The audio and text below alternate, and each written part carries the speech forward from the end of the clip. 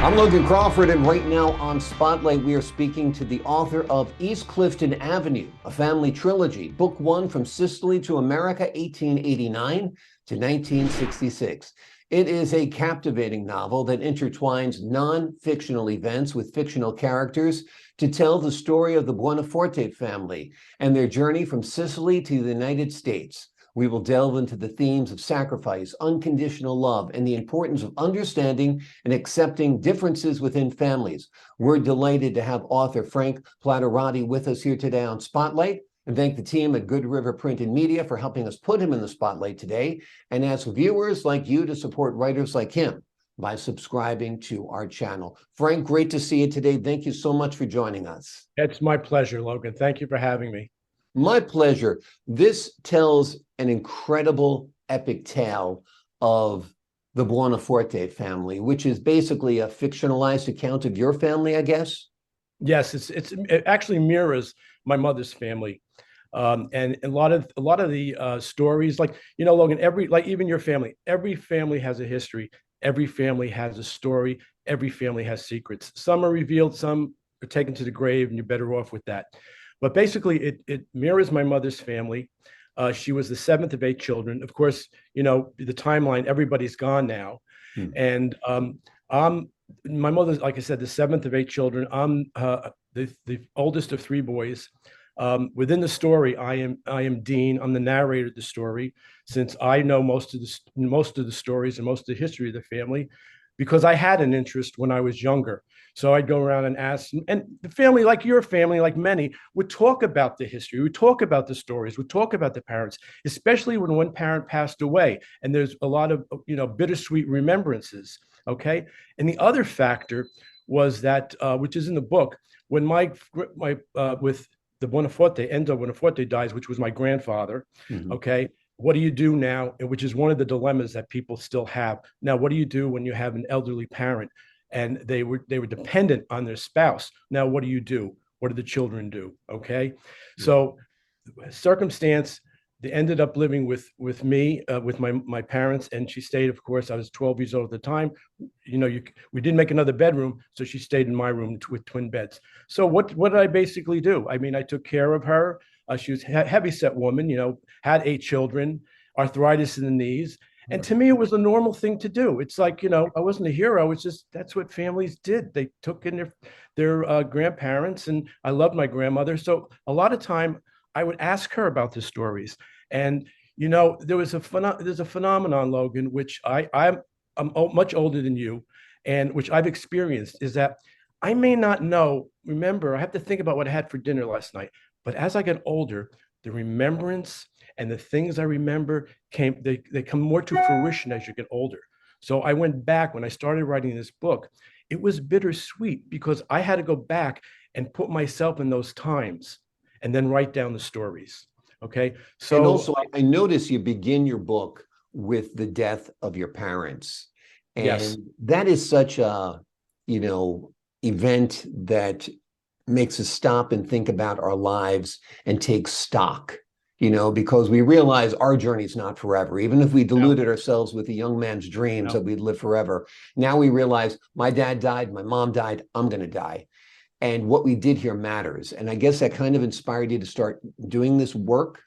Well, the couple things too is that I both had wonderful parents. I had a strong mother, a strong father, and that really they molded me as I wrote in the book. It molded me to who I am.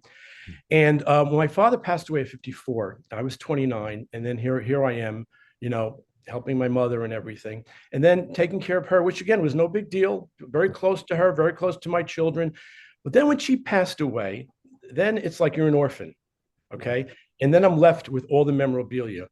And I had in her, she had a townhouse, and in the townhouse she had a cage, and it was something called uh, it's a marriage chest, a hope chest, Mhm. filled with pictures, filled with memorabilia. And as I taught 20 years communication at local university, and I always told my children, is that we own nothing. Everything we have is borrowed. It just goes on to something else. And what happens is after a while, what we're forgotten. And what took that home to me is there's many, many pictures and memorabilia my mother had. Is I don't know who these people are. They're going to end up to my kids. They're going to end up in the trash. So I wanted to have this as a legacy of my parents. It's sacrifices my parents made, sacrifices my mother made, as millions of other children do, my age, whatever. And what I wanted to do is I wanted to write it in a book. I wanted to revisit them. And, a lot of it was bittersweet. Some of it brought me to tears because I remembered things I hadn't remembered in years. Okay. And so that's what I began writing. And then talking to my cousins who were around and sharing with them and saying, yeah, that's true. That's true. That's true. And that's basically how I got started. And also, my philosophies of life, which I was able to write down in there. And then I extended that to another book. And that's basically what I did. I have a legacy now for my children and their children to read and to experience. It's amazing how far we've come and how much has changed since what you begin in 1866? Is that where your account begins? Late 1800s, right? Yeah, Right. late 1800s. Here we are, 100 and, some odd years later, and so much has changed. When you were growing up, I presume in the 60s, 70s, 80s, the idea of making the sacrifice, having your grandma stay in your room was just natural. This is what your mother and father said you were going to do. That's right. That's what you do. You're going to do it. Today it'd be child abuse. Right. But I know, but it's just what we did. My mother rented out rooms in her house. We had an old lady living in one room and an old man living in a couple downstairs. And, just what people did to get by, particularly if you were the child of an immigrant. Right. The other thing, Logan, which I think is one of the things that also want to come out of the book, is the fact that we don't have an appreciation of older people, of elderly people. I mean, they are a treasure trove of, as I enter those, I just turned 72 last week. And as I enter these years, you never know. I never take anything for granted. But, there has to be more respect for older people. And what's interesting? I think technology helped with this, because now you have 23andMe, you have these services that will tell you about your history, and people love it. And what I've heard from people who've read the book, two things they related to. Number one, they said, damn it, I should have paid more attention when I was growing up to my family history. I hardly know anything. I can't pass anything on to my children. Okay. And the other thing is that they do have this interest in their history, and they don't have anywhere to go for it anymore. So, and that's why I think it inspires people, younger people now, to say, hey, mom and dad, how did you get here? And I even ask people, I used to ask my students, I was very concerned about having them have an appreciation for the ethnicity. And go talk to your parents. You're Italian, but from what city, what region? They don't know. I said, go ask them, come back to me, and we'll discuss it and talk about it a little bit, so you have some appreciation. Right. Well, part of what's missing today is conversations. I mean, we would sit around the dinner table on a Sunday afternoon and talk. Remember what Uncle Leo did, and when he had to swim out to the lighthouse, and he rescued that dog that was, these lore that was passed down from generation to generation about what our great uncles did, our uncles did. This guy was 6'6" and built. All of that seems to have gone away today because we're so only focused on the nuclear family. And you know what else, Logan? Something, again, going back, a word my mother taught me, and she would always hit on this. You got to learn to appreciate. You've got to learn to, if you can't appreciate it, you can't enjoy your life. Because she was born in 1925. So she was a Depression baby, but she never forgot it. Okay. She never forgot it. And I tell my kids, stories like my grandmother used to slice the Italian bread, and she used to save the crumbs for the chickens. Yeah. Save everything. And if you spilled olive oil, you got to bless yourself, because that's how valuable it is. Today we take too much for granted. And, in the 50s and 60s, it was a boom, but then society changed it, things have changed it.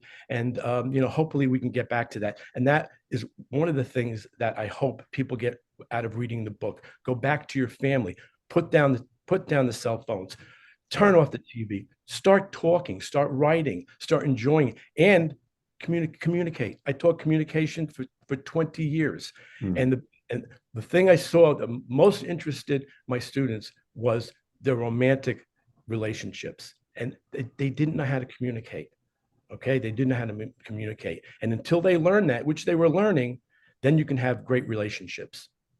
Absolutely, absolutely. Tell me about your parents. I mean, they're part of the Buonaforte family, but what year did your parents come to the United States? I'm assuming they were the first generation. No, my parents, Tell us a little bit about yeah, the immigrant both my experience. parents came from different. My mother was Sicilian, Mhm. and she was born here in 1925. Mhm. My father was Calabrese. His parents came from Reggio di Calabria. There's more in the second book that I'm talking about that because Mhm. they're aristocratic family that were pushed out. And he was brought up in Warren, Pennsylvania. Mhm. Two different areas, two different kind of families. Okay, my grandmother more on the peasants. My mother's family more on the peasant side, more Southern Right. Italian. Even though my father's parents were Southern Italian, they were more kind of aristocratic, not snobby, aristocratic. My father's mother, she wore, now you're talking 50s, 60s, she wore slacks, blouses, very modern, very Mhm. contemporary for the time because of her daughter, my aunt. My grandmother, she wore the rolled up stockings, the black shoes, the house dress, the apron, the hairnet, and that was grandma. Right. My mother was more modern. My father was more modern. Okay. Right. In I think in the book in the introduction, I write a lot of, I write a lot about that. But they were great people. They were really great people. And I also want to stress in that book that again, I go back to my students because that was a great lab. And I Mhm. said, how many of you can say the word LOVE, love? Some of them hesitate. They can't say love. And I used to exercises for that. You have to. What if your parents were just like taken away by an alien? I don't want to say die. You may Right. never see them again. Don't ever take it for granted. And I never had that with my parents. Every time my father left work, love you, love you, love you. Yeah. And they meant it. It wasn't just, it wasn't just a something that they said, to be, but they loved it. And I say it to my children all the time, love you, because you never know what happens. My son passed away 2 years ago. My son was Right. 27. And he passed away in his sleep. He had an aneurysm. Mhm. But there was never a day that he didn't say, I love you. And I have, he was going on his second master's degree. And there was never a time that, you really take it for granted. I have no regrets. And I Right. never have regrets with my parents. It Yeah. just, it's just what it is. Absolutely. Well, that's the beauty. I mean, like I said, a lot of immigrant families are similar, but the Italians tend to be very expressive with their love. They tend to be emotional people. And I know these are probably platitudes I'm not allowed to say, but since they are positive, I will say them. But it's true. I mean, you think of the Italian grandma with the embrace or making gravy on Saturday with meatballs or, whatever your tradition was. It created that sense of love, that sense of home, and it was really nice to carry it on. And it sounds like you're doing the same with your family as well. Yeah, my daughter is very into that. My daughter is very like me. She's very family. Everybody likes to get together. It's funny that she bought me a T-shirt that says, "I'm not yelling, I'm Italian." Because when we get together, everybody's excited, everybody's passionate. I'm not yelling. I'm just Exactly. excited about this, you know. Right. And coming back to that tradition. But I tell you, I do have a suspicion that we're going to come back to that. Yeah. Because the reason I know this, Logan, is because, again, from teaching, a lot of the students that age got sick of texting. They got sick of all the media, the social media. They realized that it was impeding on their privacy. They had to have their own identity, and they were Mm. doing it on their own. So I'm very optimistic that things are going to go more toward the family, more toward relationships, because that's all we have. That is all we have. I worked with CEO. I was a television producer before this, and I Mm. worked with a lot of high end people. Working with them, but they all have the same. They all have basically all the same. They want to be liked. Some of them don't know how to communicate, and that was basically what my job. How do you make these people communicate? And a lot of times we don't know how to communicate, Right. and we have to learn. We have to take the risk and be vulnerable. Absolutely. Absolutely. I love the name Buonaforte. Buonaforte means good strength, I presume, Good right? strength, absolutely. Tell me a Good. little bit how you came up with that and why you chose that as a Well, family the name. real name, my mother's real name was Bonpetro, Good Peter. Okay. Okay. And when you go back and you trace your family, like my grandfather is in the book, he was brought up by a stepmother. His Mhm. father lost his mother shortly after he was born. His mother was she was a mean woman, and he had two younger sisters from her. It's not a Cinderella story because he loved his two sisters, his real two sisters, and but he had to be strong. My grandfather had to be strong, and he worked which is true in the story. He worked in the food market in Muzameli, and he couldn't read and he couldn't write, and it inhibited him, and he had to sneak to be taught things. And when his stepmother found out, she stopped it because she wanted him to work. And then finally, he survives. And again, it's a book about survival. Family's about survival. He finally grows up, through different circumstances, gets married. And because of his father was in business with some local mafia people, his father dies, and now there's inheritance. He feels, hey, I've been told that I got to get out of here because someone's going to do a hit on me because they don't want to pay the inheritance. Sends a grandmother 6 months ahead, whatever, and then he leaves. So Buonaforte, strong, good, strong, not stepping on people to be strong, good, strong, having honor. And I think sometimes with the Sicilian culture, all you have is that Godfather mentality. But there was a lot of good, and there was a lot of good people. Okay, so the idea of Buonaforte, good, strong survivors, not victims, survivors. And I think that's what most people don't realize. But a lot of parents, I know parents who have handicapped children, they're strong, they're survivors, and they should be celebrated. Absolutely, absolutely. It's funny you're talking a little bit about the mafia, and Italians get a bad rap, obviously, because of the mafia. And a lot of Italian friends that I have are angry about it. If you make a joke about, the mafia or something, they don't like it. What do you think about the fact? I don't even know if it's going to change. I mean, every other culture now is protected, but I think you're still allowed to make mob movies and make Italians look like they're thugs and killers and all that. It's What's your thought on people like De Niro and Pacino and those types Logan, making careers of Logan, it all? it's amazing because you have the mafia, but it's like actually the guy. I think the Valachi papers, yes, because that was true, Right. but with the Godfather, I mean, it's one of the best movies that they considered making. But yet, it's about criminals. But yet, there's honor. There's honor within the movie. I think it's the romance of the culture. Mm. Okay, I think that's what it is. And I think it's there, and I think it will always be there to a certain degree. With technology, it's harder. It's harder to operate because of cameras and things like that. Mm. Um, my father was an electrical contractor. He never did anything wrong, but he was very sensitive to the Mm. fact that there was always this question and losing contracts because of the fact that people go, oh, I don't know, this, you may be a little, maybe a little suspicious with the Italian Right. name, and but then you had people like Sinatra, and you had people like Pacino who really romanced the name that made it more respectable. Right. And the other thing is, everybody loves to go to Italy and everybody loves Italian food. So, you want to make a joke about the mafia, be careful. You never know who you're talking to. Exactly, exactly. And look, Ron DeSantis now, I think, is a top front runner for the presidential nomination for the GOP. So Mhm. that'll be a game changer. I mean, we've had an Irish president, we've had a black president. I think it's time for an Italian president, don't you think? Absolutely. Absolutely. Get pasta in the White House. Absolutely. It's healthier than some of that other stuff they That's eat. right. That's right. One of the themes of your book is unconditional love. Tell the Yes. folks at home what this is all about. Um, Unconditional love is usually from a parent to a child.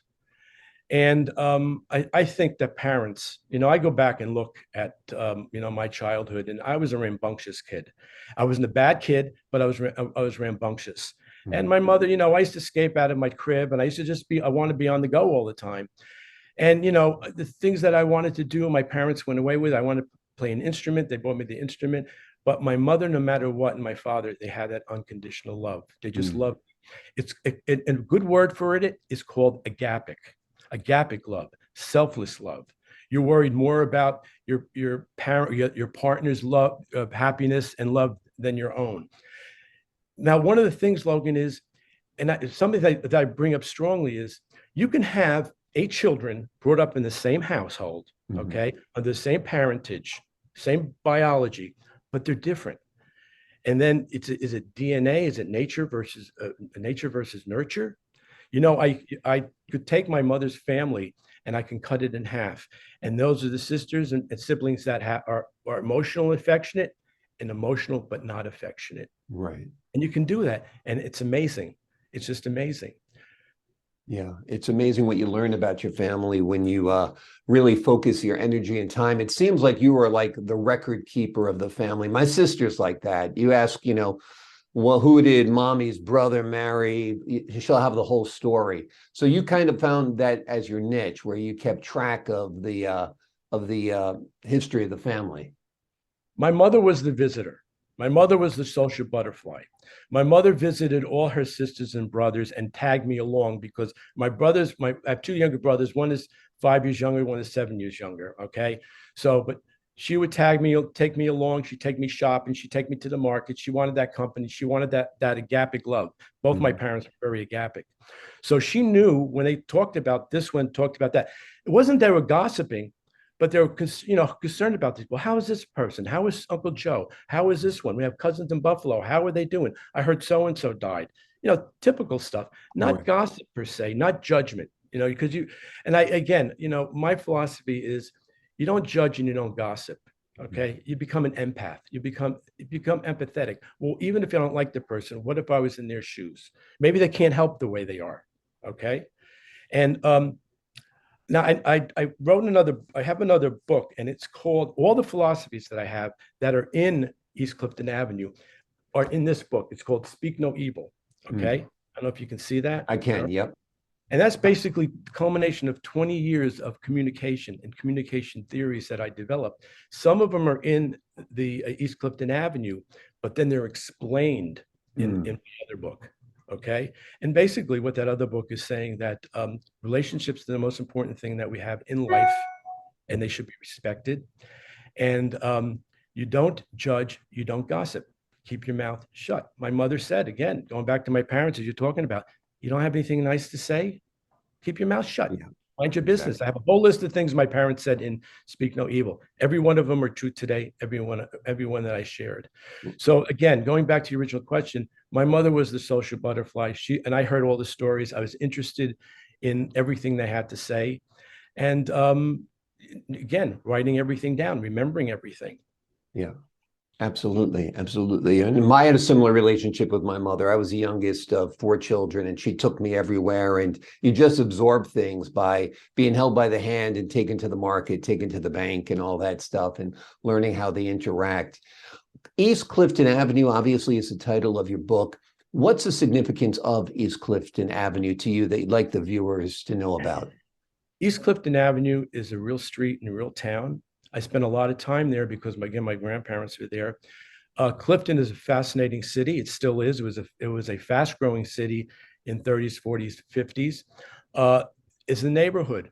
As it starts out in the book, Enzo goes out. As my grandfather went out, he'd go out from his garden, whatever, go on the street, and he'd look around and he'd say, after living here for 50 years, a lot of things changed. Yeah. Okay.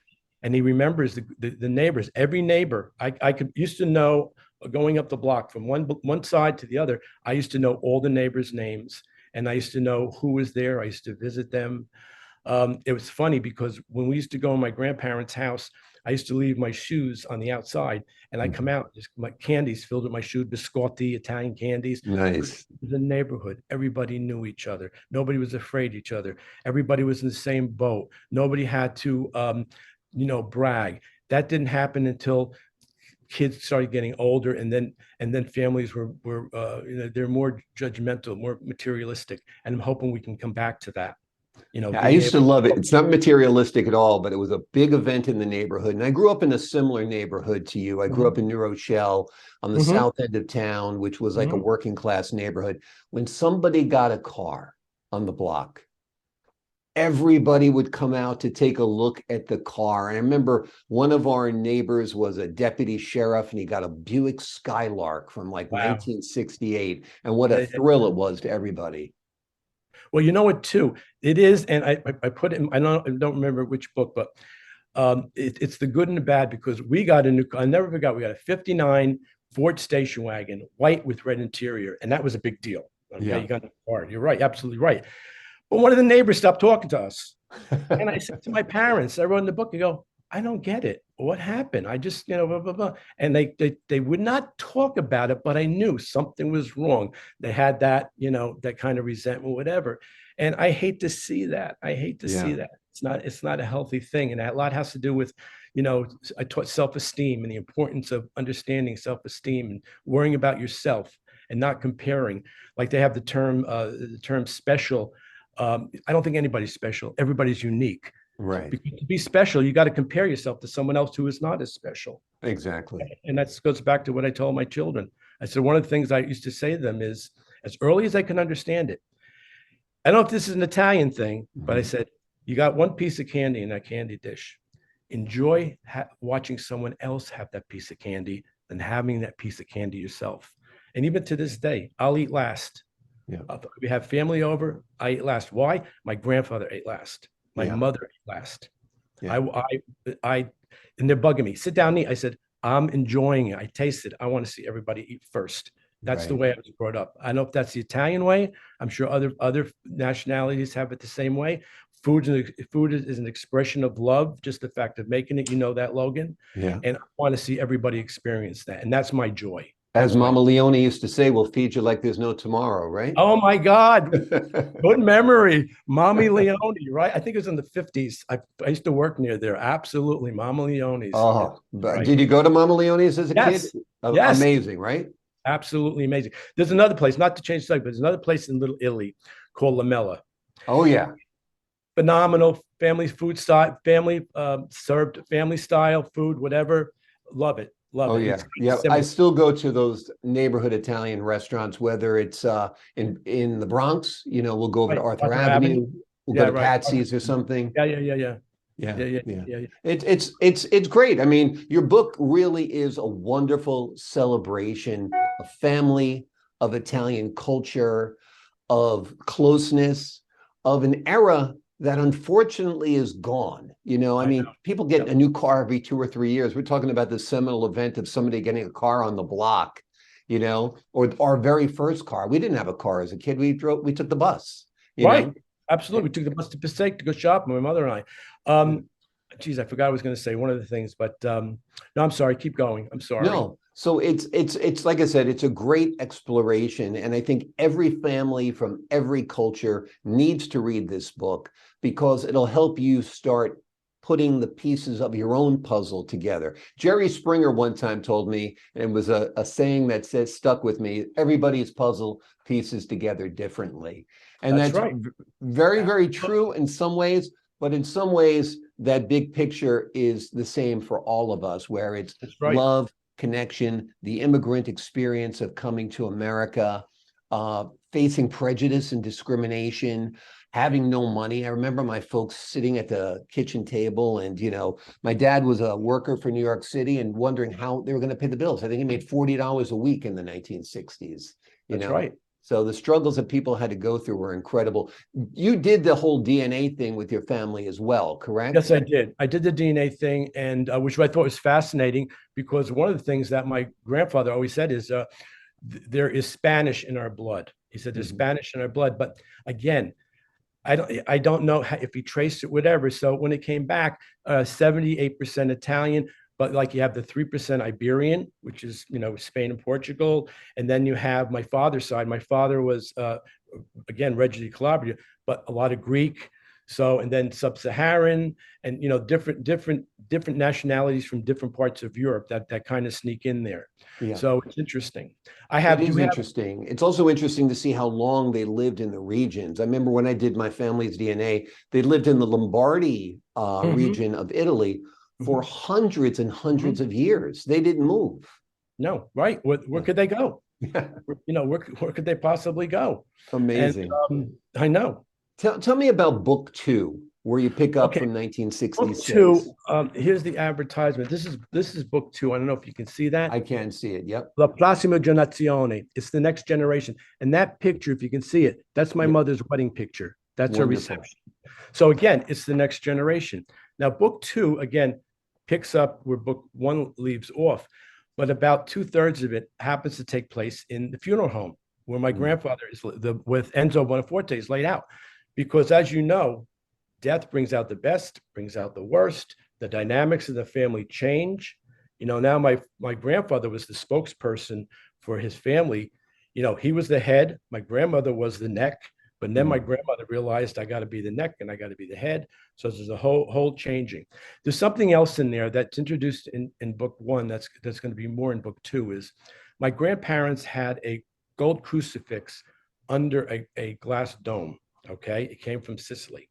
So there's going to be a lot of, and when I was growing up, there was a lot of talk about that and a lot of secretive things about it, which I never knew, which I don't think I'll ever know. I have it. I still have it. But it's going to play a big part in book two. It's going to involve the Vatican. I've been to Italy 25 times. Never been to Sicily, which I'm going. I'll be going next year. So there are a lot of things that I saw there that I want to bring in familiarity. I'm hoping that there'll be interest in the nostalgia of the 20s, 30s, and 50s and 60s here and from Italy. That'll also draw a viewer's interest because I'm hoping, and we're pitching it to different producers. I like to see it made into a series. I like to see it made to Netflix. I watch a lot of British TV, Coronation Street, East End, and the interest goes on and people relate to it. And I want it to be a positive thing that they can relate to and go back to their families and say, hey, I read this and whatever. But one thing you said about the book, again, that's of interest is in going back is the dilemma when a parent has to be put in a nursing home. People that read it and wrote to me said it was so difficult putting my mother in a nursing home. And I read your mother's experience, which is true. And it made me feel a little better. And it made me feel, but again, it was heartfelt. And that's, what do you do? I have insurance for that, but a lot of people, they don't. What do you do when one parent dies? And it's a dilemma and it's heartbreaking. My mother went almost every day to see my grandmother. I was very angry about it. And Dean is very angry about a book that, why can't your other siblings who can afford to it, you're the seventh of the 8 children. Right. And why can't they do more? Yeah. Yeah, it's a common problem, a common theme, particularly now that people are living to be, well into their 80s or 90s, 100 and beyond. And so it's an interesting aspect that you explore there. Also, in your second book, there were a lot of societal changes. Women's rights came to the forefront. You had the assassination of Bobby Kennedy, of Martin Luther King. Do you address any of those societal issues in your book? Because in the funeral home, there is a concern because a soldier is going to be brought in for a private funeral. And it's the first time we talk about Vietnam. They didn't even know how to pronounce the word. And I'm bringing that in. And I'm bringing book 3 will have a lot of that. We'll have a lot of that. Book 3, I'm anticipating will probably end. It'll go right up from the 60s, early 70s, right up to present day, and I will bring everybody up to speed. What happened to them? What's going on? But I'm going to bring. Yes, I bring in current events of that time, and the viewer can look at it because a lot of times I talk to my students about Vietnam. What was that? There's a loss of history and a loss of appreciation. Maybe this will bring it to the forefront and the sacrifices that had to be made, whether you agree or disagree or agree, will be discussed again. Yeah. Oh, it was such a important time in our lives. I was born in 62. And the Vietnam War was was there. And I remember my whole youth, my mother being afraid I'd be drafted someday. Mm-hmm. And we remember watching on TV the scroll of the names of the people who had died. You were looking to see if anybody you knew from your block. I mean, everybody, you knew somebody who was in the war. I had a cousin who was her fiance died early in the war. Yeah. Yeah. I mean, because everybody had skin in the game. It's different today. I don't know anybody who's in Iraq or No, Afghanistan or no, wherever it might be around the globe anymore because it's a volunteer army. But when they were right. taking from every sector of society, we all felt the pain. And in some ways, that was good. Yes, yes. And also some people who were drafted were up for it. Some were not up for it. They just couldn't do it physically, but they were forced. War, like war is a terrible thing. It's a horrible thing. I don't know a period where we didn't have a war. Uh, and when you're trying to reflect on it and you show the horrors of it, I tell my students, I kind of get the guys kind of get a little ticked off, and I go, you know what? Women are here, men are here. And they go, what are you talking about? Women are here, men are here. A couple of reasons. Maybe if women ruled the world, we wouldn't have war. And what can a Right. woman do that a man can't do that should be respected? They give birth. Yeah. You had a mother. Right. You had a mother. You got to look at it differently and learn how to treat women. Learn how to treat a girlfriend or a mother or a sister. Exactly. That. And the hand that rocks the cradle definitely rules the world for sure. Right. That's right. And I appreciate strong women. I worked for strong women when I was a producer, and they appreciated the fact that I wasn't threatened by them. So Right. it was a great two-way street. I got what I want. They got what they wanted, and the overall picture was successful. Wonderful, wonderful. How has the writing experience been like for you? I know you're academic as well as a TV producer, but getting into this type of writing, something that's lengthy, what was that like for you? Well, you know what, Logan, and you may do the same thing in your craft. I'm always writing in my head. I'm Mhm. always coming of a story. I gave some of the characters are based on real characters, but some of them had to be a creation of two or three real people to have the story make sense. Okay. So I brought these people to life. Through their dialogue, I love the dialogue. Hmm. I want people to understand who they are. And it's a writing process, could be at any time. I have notes all over the place. I make notes. I don't want to forget something, especially get older. I will change like book 2 is done, but I like to revise. I like to go back to one of the characters that have in there. I go, maybe he shouldn't have reacted that way. And I'll sit down and I'll read through it and I'll revise it and revise it. But I'm constantly writing in my head. Funny thing is, a couple of times I thought I wrote something down. And I'm looking through my whole computer. It was in my head. I never wrote it down. I developed it in my head, and then I'll go Yeah. back and write it down. But I know sometimes I'll go to my computer and I'll find something I wrote and I'll be like, wow, this is really good. I wrote this. yeah, right. And you're in a fascinating industry because you're reading other things people wrote. You're reciting them. Right. It's got to be really interesting because you're also saying, as an actor, you're saying, would that person say that? That doesn't make Yeah. sense. So to me, Well, that's your also dialogue rang very true. If that means anything to you, I thought it was very realistic, which was thank great. you. It kind of Thank you. brought the story to life because if the conversation is stilted, if it doesn't have that real feel, then you've lost the reader. I also wanted to bring three characters, and I do this because an appreciation for their race or ethnicity. Rabbi Merlino, very kind man. Howard Johnson, a black man, considered a colored man at the time, real survivor, real down to earth, wonderful man. I wanted to show how he should be respected for who he is. Okay. And then you have Anna Avero, who is a strong woman, head of the nursing home. So I like to bring in characters, not only bring the action, but represent something, Right. whether it's the race, ethnicity, and also survivorship.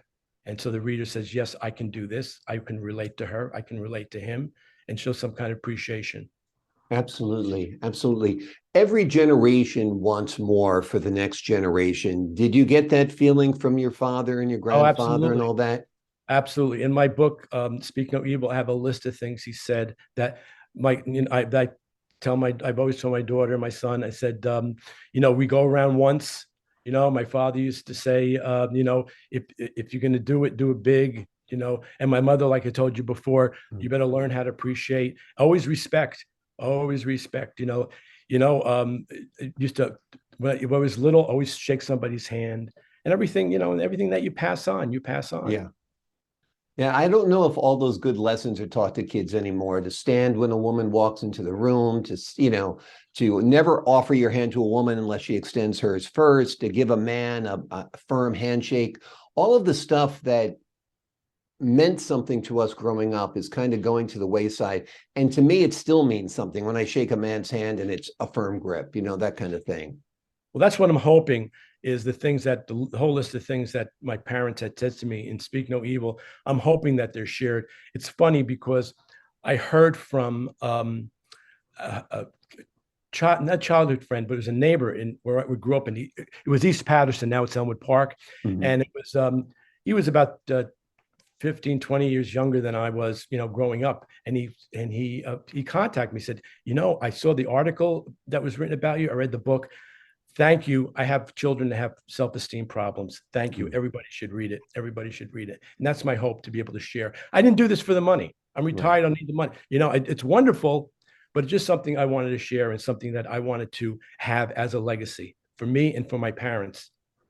Absolutely. And it's a wonderful legacy. It's a wonderful story. It's an epic tale. The name of the book is East Clifton Avenue, a family trilogy. Book one, From Sicily to America, 1889 to 1966. It is a wonderful story. You will recognize the Buonaforte family. You'll see it within your own family. It'll start you questioning your own family. It'll start you questioning the way you were raised and why we stopped doing the things that we did that were right. Frank, thank you so much for joining us here today on Spotlight. Well, Logan, it was a real pleasure, and I'll be watching out for you. Okay, thanks. Looking forward to speaking to you again down the road about your other books as well. Speak No Evil sounds terrific, and I'd love to talk to you about that sometime. All right. Thank you. God bless you. Thank you. And to the folks at home, I'm Logan Crawford, thanking you for your time this time. Until next time on Spotlight.